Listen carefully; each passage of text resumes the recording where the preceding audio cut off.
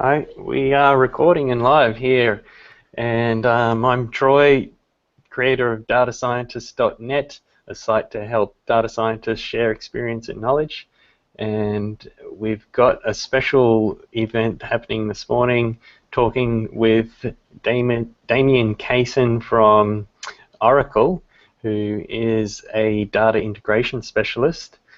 And we'll be having a play with what Oracle is doing now in the cloud space, and I've been given a trial account and a quick preview, and I'm pretty excited about some of the things that we can do now, considering in my mind I always have been thinking of Oracle as just the database, but it is so much more now, and they are really a major player in big data, and this Hangout is more just to start a conversation and to keep us as data scientists talking to each other and introducing each other to the technologies that are out there. So in my aspect as well, I apologize to the people joining here and who may be watching that I haven't been that active on the datascientist.net mail-out group, but I plan to increase that activity, and this is just the start of that increased engagement that I hope to bring about for the group. So again, thank you for those who are here for being on the mailing group of datascientist.net and those who will be watching it later. On that aspect as well, I am launching a new product, a new process for us to do this more officially, and engaging data scientists to talk about projects that are currently going on in their life, whether it's applying it to the way your personal life or your business. The Data Scientist Pit Stops is something that I've been working on for a number of years that has developed and is ready for people to try. I'll talk a little bit more about that at the end. Right now we'll get into quick intros. So if everyone could, starting with, we'll leave Damien at the end. So starting with Robbins, can you give us a quick overview of your full name, where you work, and your country, and an interest that you have? And the catch here is that you're not allowed to say big data, so something else. And I should start as well. So my interest that I say that I'm actually active in the moment is watching the Teenage Mutant Ninja Turtles with my 6-year-old daughter. So with my life working for a number of universities, I have a very limited amount of other things I could choose that aren't involved with big data, but I was thinking about what I'd say, and I have been spending a fair bit of time just with my daughter. So over to you, Robbins, if you give us a quick overview of yourself.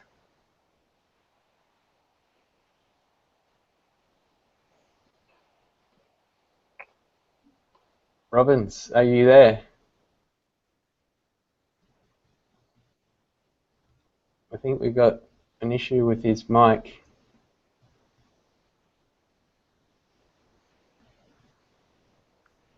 Hello? Robbins? Hello? Yes, we hear you. Yes, sorry, I was able to hear you clearly. Okay. Yeah. Please, introduce yourself quickly. So I've been around the IT industry for almost 16 years. I work from India. I'm based out of Hyderabad, India.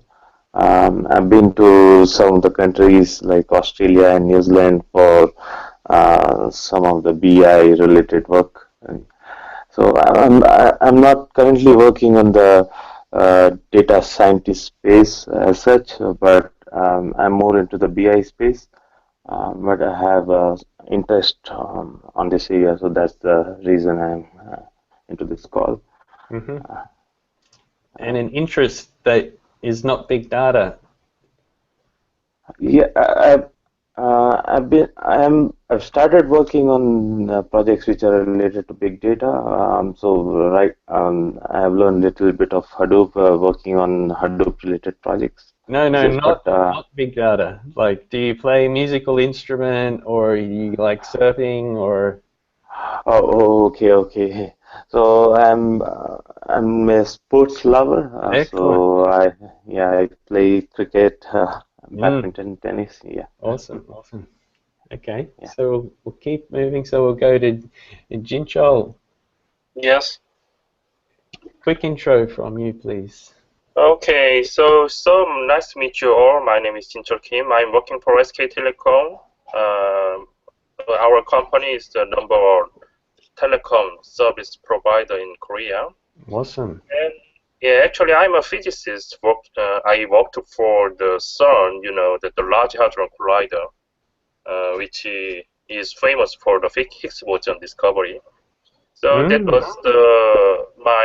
that was the start of my career as a data scientist since then.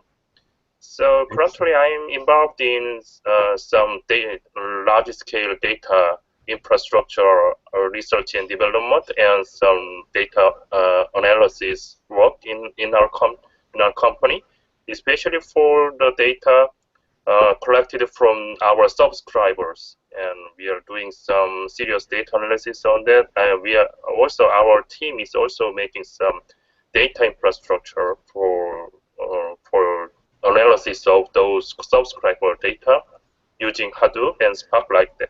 Mm-hmm. That's all. And an interest that is not big data. Pardon? Could you tell us an interest of yours that isn't related to big data? No. Actually, yeah, we are very much interested in big data processing. Yeah, I Actually, understand. I was just saying, as a little icebreaker, as we're introducing ourselves, one of the conditions was we give a little bit about ourselves that isn't related to big data. So Robin said he likes sports. I said I've been watching the Ninja Turtles. okay. Sorry. I'm so sorry. Yeah, yes. Actually, yeah. In free time, I love playing with my children these days, Excellent. and especially, however, these days I usually go to movie, and my favorite hobby is playing piano and listening to music, and reading some recent novels, including The Vegetarian by Miss Han, which was awarded by the Man Booker Prize this year. Yes, that's all. Well, yeah, you're very welcome, and thank you so much for joining the group. And we'll keep moving now over to Damien, who is the data integration specialist from Oracle. How are you, Damien? Good, Troy. How are you? Great. Thank you very much for inviting me to this group, and it's good to meet you guys from across the globe. It's always good to share some experiences. A bit about me. I've been with Oracle a few years now, but my background's probably spatial information. So I've worked in sales, product management, and delivery for MapInfo and Esri, and in the GIS space for about 15 years before I got into the enterprise sort of tier 1 space. Points, lines, and polygons, and spatial relationships, and geolocation. That's what excites me in the IT world. Cool. In my current role, I'm in the integration space, so I probably talk about myself as an information management specialist as opposed to an IT specialist. Mm-hmm. I like data architectures. I like the flow of information. What are we doing with that information to either use it at its source, use it where it needs to be downstream, or actually use it in motion? So they're the sort of things that we're talking about at Oracle at the moment. So that's what keeps me busy at work. Outside of work, I've got 4 kids and a wife, so I'm busy. My daughters love dancing, and my son is just a fiery little, energetic little ball. So we just do everything, Awesome. and a bit like everyone else with a family. Your time poor everywhere else, so you focus on the family. So, unfortunately, I don't play musical instruments and things like that, and my wife would love me to play the piano, like my friends from Korea, but I don't do that. And yeah, and our friends from India probably beat us in cricket far too often these days. So yeah. Sure. So what I'm here today, I suppose, yeah, Troy? Yeah, go straight into the demo, and I'm really excited to see what we're going to be doing with the Oracle Big Data Preparation Cloud Services. So, as Troy mentioned, a lot of people see Oracle as the database. They see them as RDMS provider and associated technologies. That's true. It's still very strong in that. But where Larry Ellison and the executive are taking the organisation at the moment is they're looking to be the #1 cloud provider of IT services through all layers. So that's the SaaS layer, PaaS, platform as a service, and infrastructure as a service. And that's new to a lot of people, that whole stack, but that's where they want to be. Just because we've got a short amount of time, I'm going to look at one aspect of that, and that's a cloud service called Big Data Preparation. The reason we're looking at this part of it is in the industry, people are saying, or people are spending a large amount of time preparing the data before they actually do the analytics on it. So you've got data scientists, you've got BI, you've got warehousing people. They're all preparing data, spending a lot of time doing that. And the industry analysts like Gartner and Forrester and those guys have actually said it's up to 70 or 80% of the time is preparing it. So Oracle saw that as an opportunity to say, how do we take some of this structured and unstructured data, put it into a cloud environment where you can prepare that data, enrich it, transform that data, not as much as an ETL process, but just put it into a format that can be then output for be used for downstream purposes. And that's what I'm going to show you today. Okay, I'm going to share some screens. So I'm going to open up a. This is actually the Big Data Preparation Service, and if I can just get you to, can everyone see your screen? Yep. If you can nod, if you can see the Big Data Preparation screen. Yep, that's coming through. Right. So what I did, Troy sent me a CSV file. And this CSV file was quite simple. It was just it was some information about tweets. So it was about 300 meg, so kind of large, but not huge. So he sent that information through, and what I was able to do is upload it into our cloud storage environment. What I did is created what we call a transformation, and I can just show you quickly. So I'm going into a catalog here, and this is the one we're working with. It's called QUT Tweets. How I created that QUT Tweets is to say I'm going to create a transform, and now this is all. This environment is actually built on Hadoop. So it's built in an open, in a Hadoop framework for scalability. So we're not talking about building in an Oracle environment as such. We're using the tools in the market to actually build our products to suit you guys. Okay. So in this scenario here, in the transformation, I've got some simple things where I said, well, I want to select the data, and I uploaded that data into a default cloud storage. So the Oracle Infrastructure as a Service environment, and that Excel CSV file was called tweets.csv, and you can see that there. I'm not going to go through the process again, but there's two things here. It was, do you want to use a smart sample? So it actually uses some intelligence to say, well, I'm only going to use a subset of this information that's representative of all the information so that you can do some things with it, and you can either tell it's got headers or it hasn't got headers. Very simple. So when I've gone into that, we've uploaded it, and there is a transform. It transformed this, and I'll go and open this. Now what I'm doing is just opening up the Big Data Preparation Cloud Service interface. You'll see here in the center that this has brought it in. This is a metadata format. It's brought it in and said, well, we've got four columns here. It's identified a different string type, and it's got its sample values.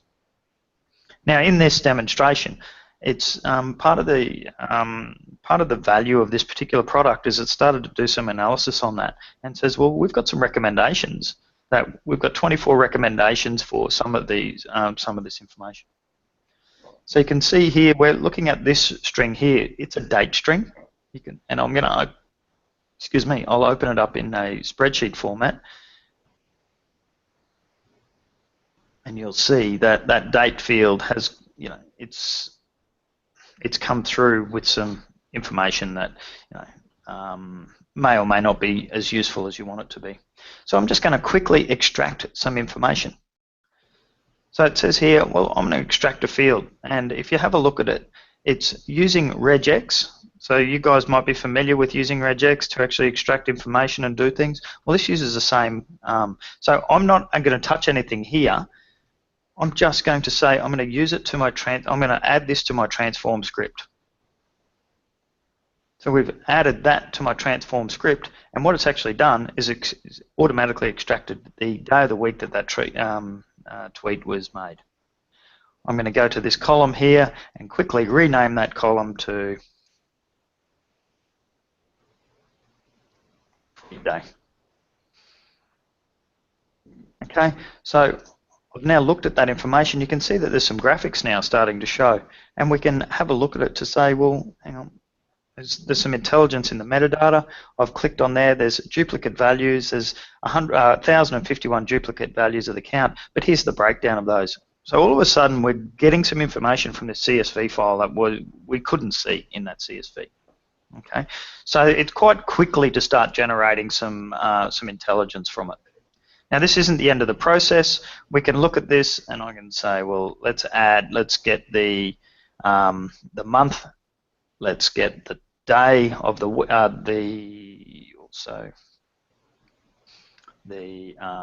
date.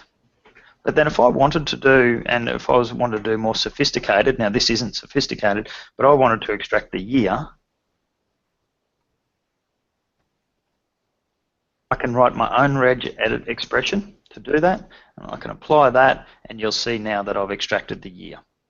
So from that simple column, I've now extracted into separate columns the year, the date, the month, and the day.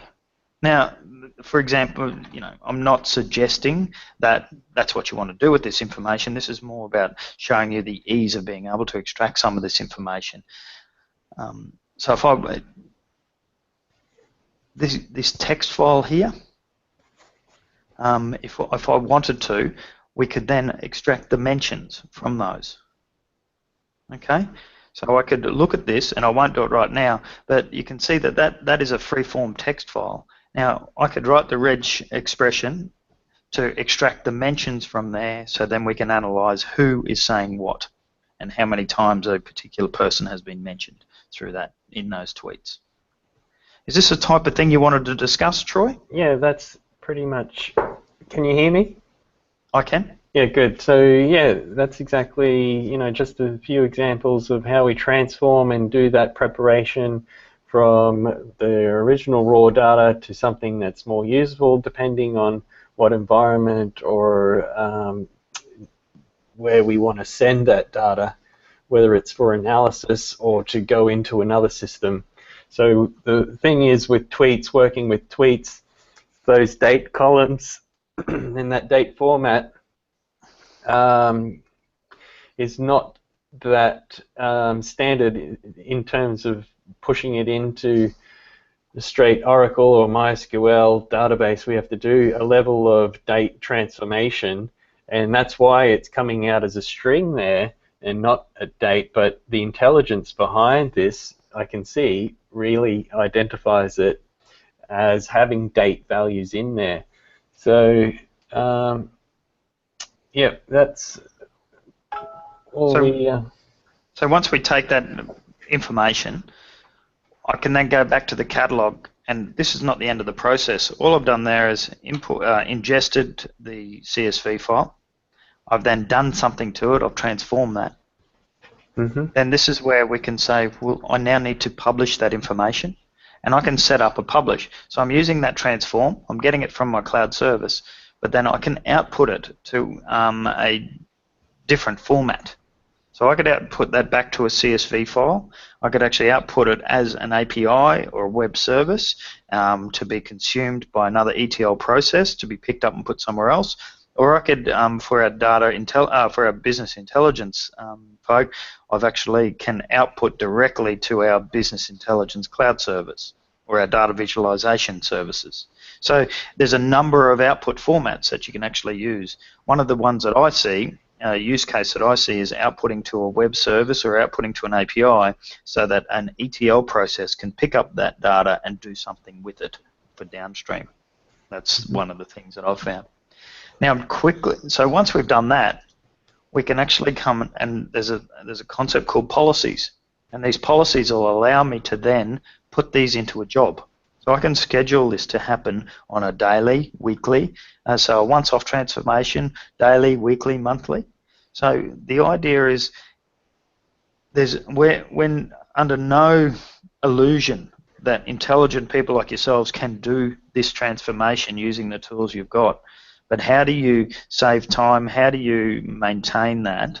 Maintain the consistency of that process? And this is where the big data preparation tool comes in. You set this up once, you do the transformations, and then you use it over and over again and modify it as you need to, and you can set that up as a scheduled event. And so that's another part of the process. So a real live example that we used. That was used. One of our guys, Harris. So Harris works with me in our Melbourne office. He's published this on LinkedIn. So a university approached him and said they wanted to understand how their students were using the different types of facilities across their campus. So they were talking about a huge multi-million-dollar campus. So there's a lot of interest in how to analyse some of the information. One of the things that they were doing was connecting to the wireless. So in the telco space, you want to understand who's connecting to what, when are they doing it, what usernames, what IP address, MAC address, how long are they connecting for?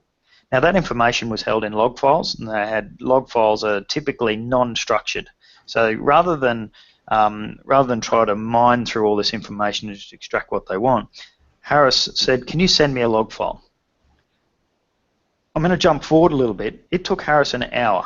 1 hour to look at that log file, ingest it into the Big Data Preparation Cloud Service, and extract the username, the IP address, MAC address, time in and time out. And he calls it using some regex magic. So do you have an article about that, Damien? We're not seeing that. You're not seeing that at the moment? No. We're just seeing the Big Data Preparation Cloud Services page still. Right, okay.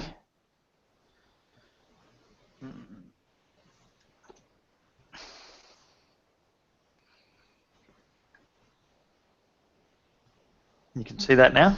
Yep, that's the one. Okay, so this is publicly available. This is information from Harris in our Melbourne office. So basically what he did was took that information, and it took them less than an hour to get what they needed to do. Now these guys, instead of looking at it and saying, well, that only took you an hour, they weren't using this information.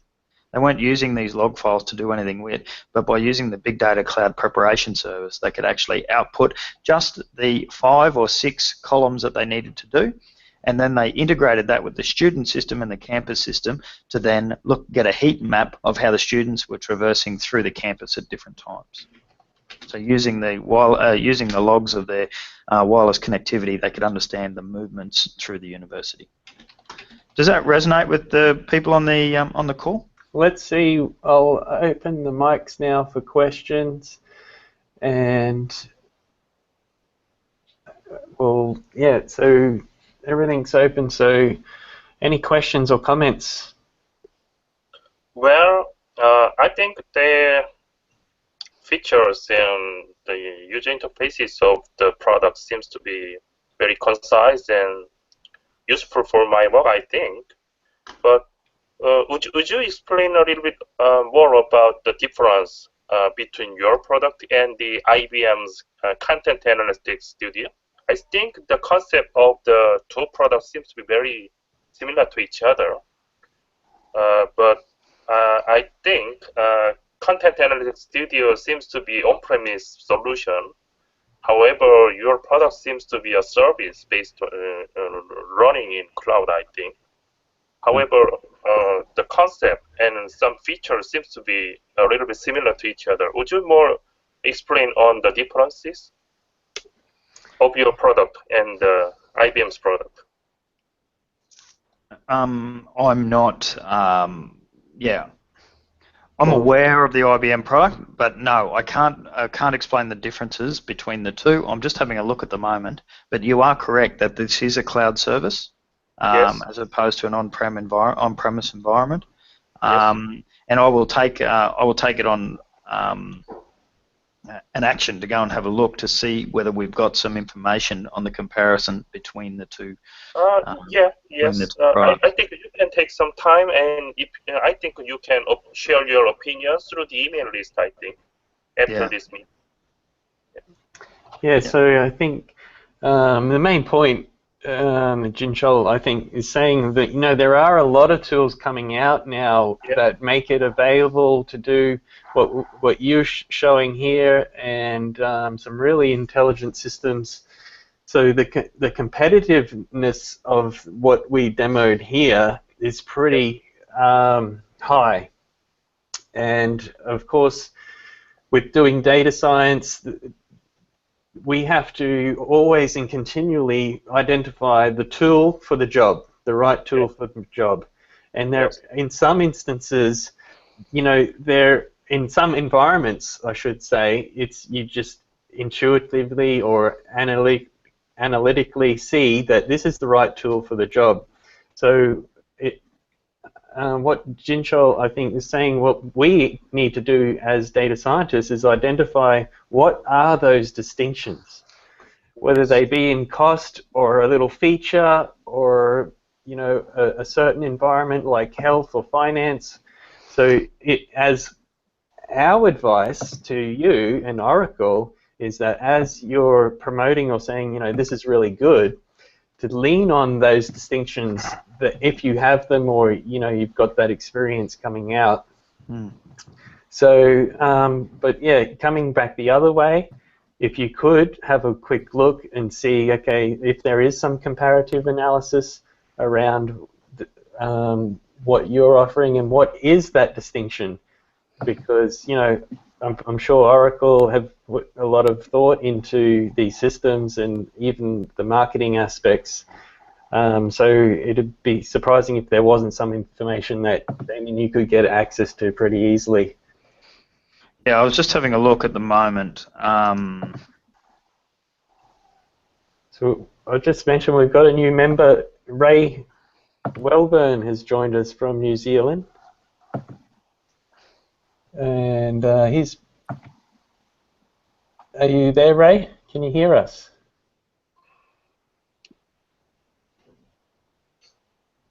I'm not hearing anything from Ray. But we'll continue with discussion. So that's okay, Damien. We'll move on from that and go to Robbins. If you have any questions.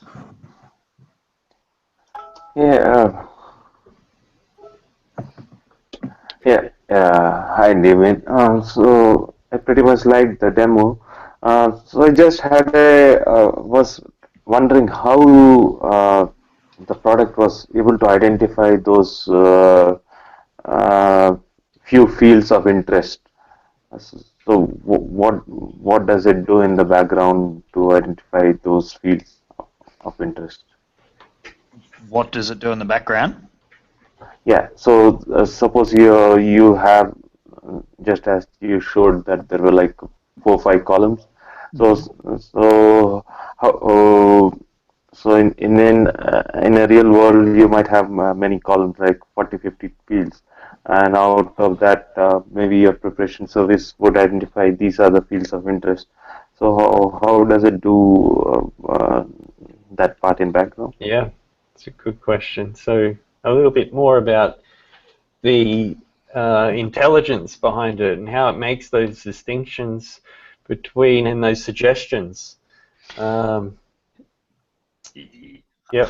I can get more information, but from what I'm looking at, so they're machine learning driven recommendations.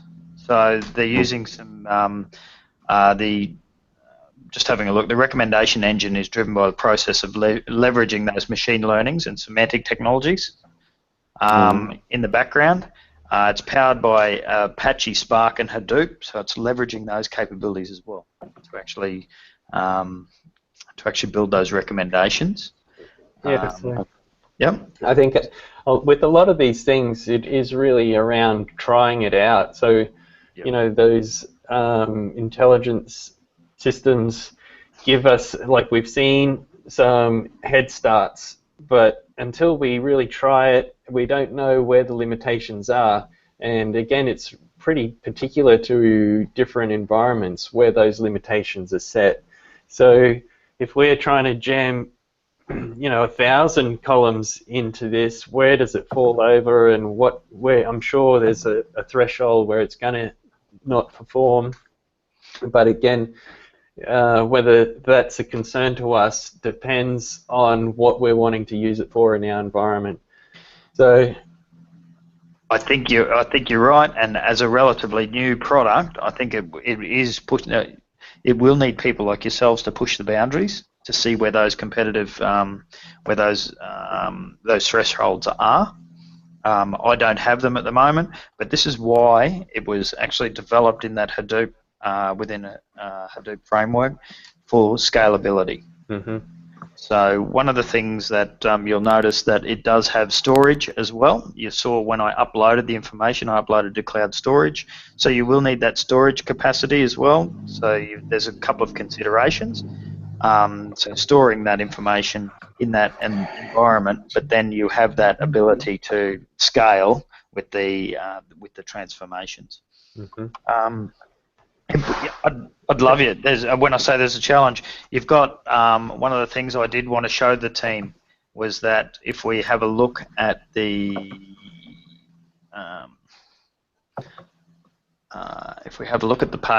we can go to a big data preparation cloud service at cloud.oracle.com.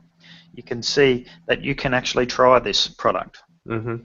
So one of the things Oracle's trying to do now is actually make this available to you on 30-day trials. So you can try. So you can sign up to our cloud services and you can try it. Can you see this? No, you're not sharing your screen. Not sharing it. Yep. That's why I wanted to.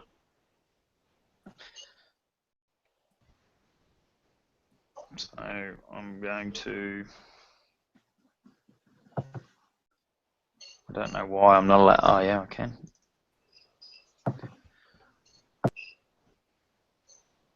Okay, we're seeing it.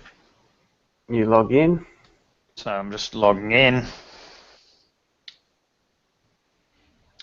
And I can actually go through and put my details in to get access to the Oracle Big Data Preparation Cloud Service. I'm going to go to another site here quickly.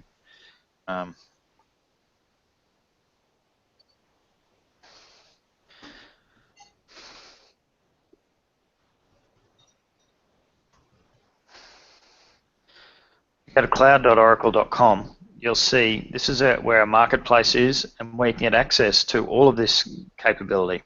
Mm-hmm. This is one of, so you've got in the platform as a service, you'll see in our data management space, we have database as a service, our backup services, and then here's where we've got big data, NoSQL database, or our big data preparation. So we can go into these and actually go and investigate them, understand a little bit more about them, and this is where you can go and trial that capability. Excellent. In the application development space, again, we go through these. This is very different from Oracle to actually promote this capability and get you to trial this capability. API catalog, you get down into the integration side. Golden Gate, Internet of Things, your integration cloud services. So what we're not saying is we've got one product that meets all of your requirements. So when we talk about the Big Data Preparation Cloud Service, it's about that process of preparing the data. We have another cloud service called the Big Data Discovery Service, which will assist you in discovering what the content or available resources you have to then bring into your environments. So there's different capabilities depending on what you're trying to do. So please don't think about it as we've got one product that can do all of what you may need to require. And just in an open discussion, Troy and I were talking last night about our graph capability, in Oracle Spatial and Graph, and talking about using billions of edges and things like that. So the capability's there if we want to open up the discussion. So, and that's a good segue to kind of lean into the end of this session as well, and to bring that emphasis back that this is what it's all about, is just getting people together with a common interest, whether it's big data or data science, whatever words you want to call it, technology and databases, where we can share our experiences. And this is what I'm looking to do. Damien and I have already planned to have another session to talk about exactly that graphing capability. And if anyone wants to,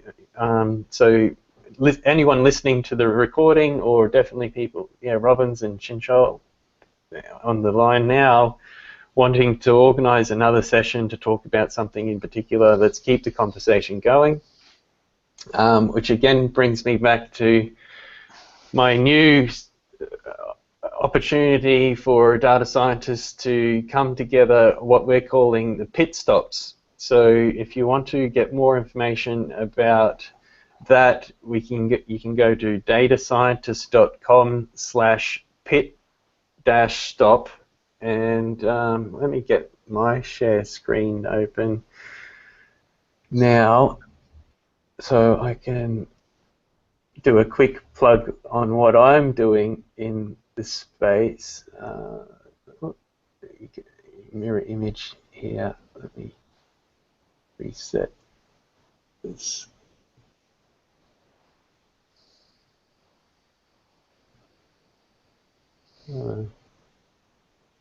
Lost my spot here. Yeah. Let me stop sharing for a second.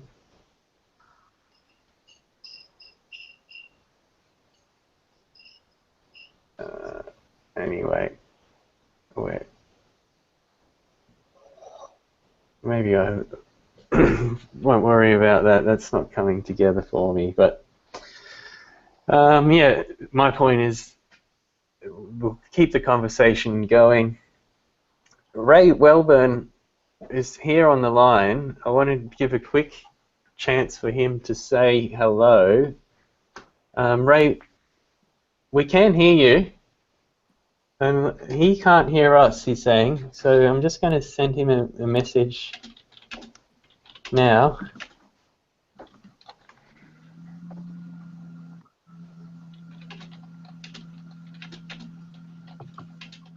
I'm just typing through for Ray to say a quick hello.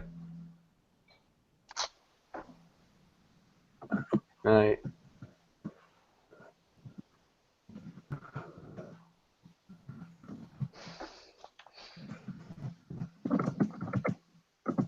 We can hear Ray typing.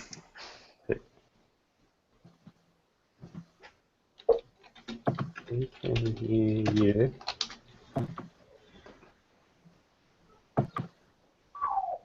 Oh. Okay. So you can hear me? Yep.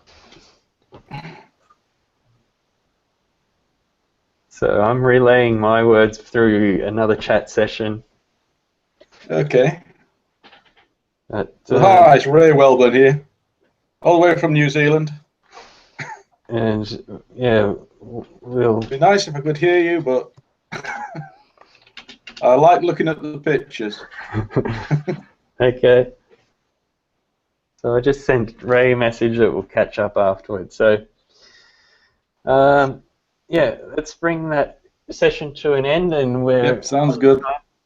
So thank you for everyone for joining, and as I mentioned, this is just the beginning, so let's keep the conversations going. And any last comments or questions? It's open now. I was just going to let Ray know, even though he can't hear us, I'll be in Auckland and Wellington next week. Yep, he'll pick that up when he watches the re-recording, I'm sure. I'll let him know afterwards as well. Jinchol, Yes. any last comments? Well, it was my pleasure to meet you all. I want to keep this connection.